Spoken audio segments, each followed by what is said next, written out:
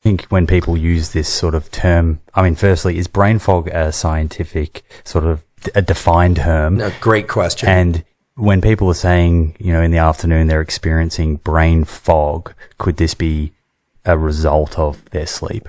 Poor night's sleep will almost always create brain fog, if not the first day, then the second day. Brain fog could be any number of things. It could be lack of adrenaline. Some people are just not engaged enough in what they're doing. It is amazing how we can be so excited and engaged in certain things and not in others, and feel so sleepy in certain environments, and then all of a sudden we're wide awake. I've lectured to many students that feel this way about my material. I know the feeling. Yeah. There's this. I won't go into the details, but there's this office in Sydney, and whenever I walk into this place, I literally feel so tired. Yeah. And it might just be the types of conversations that I'm usually having in this setting, and I'm not fully engaged. But something triggers me in that environment where I just feel sleepy. Well, low oxygen turnover will definitely contribute. Slightly elevated temperature, low oxygen turnover, these kinds of things. I mean, this is the post-lunch lecture phenomenon. I don't lecture undergraduates anymore, but used to look out, and I would teach at night. I actually preferred to teach at night when I was teaching undergraduates, because in the evening people are a little bit more conversational.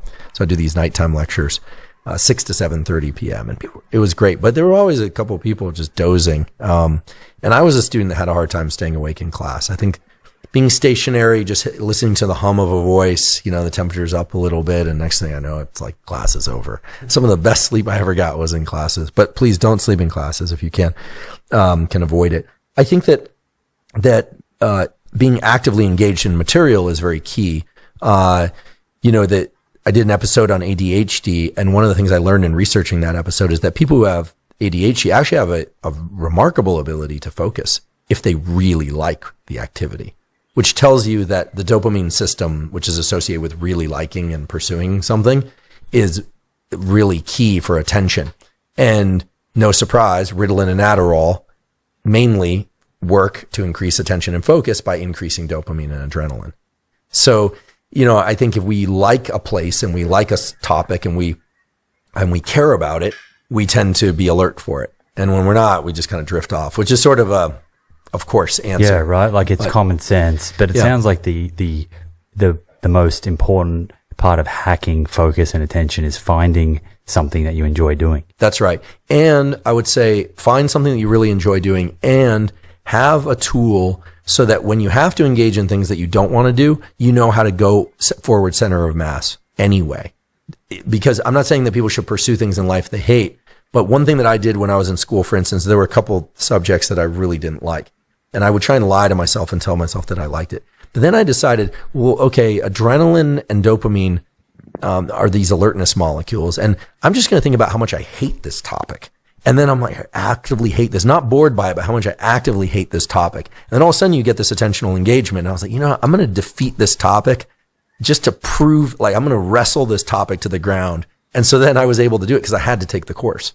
And then what you find, which is kind of ironic, is then if you do well enough on a particular subject, you're like, I kind of like that topic. It's because you've conquered something. So I think it's good to engage in things and find things that you really enjoy, leverage these dopamine systems. But look, there comes a time and place where you have to lean into effort that you simply did not choose. And that's part of becoming a functional adult, I think.